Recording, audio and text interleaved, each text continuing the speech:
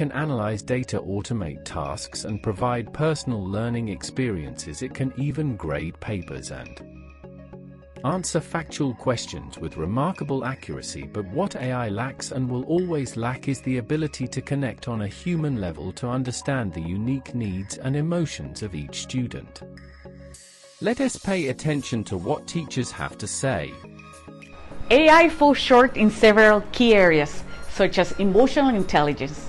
AI cannot build the trusting relationships that teachers form with their students, or cultural sensitivity and context. Teachers understand their students' backgrounds, communities, and personal experiences in ways that AI cannot replicate. Okay, AI can certainly enhance learning.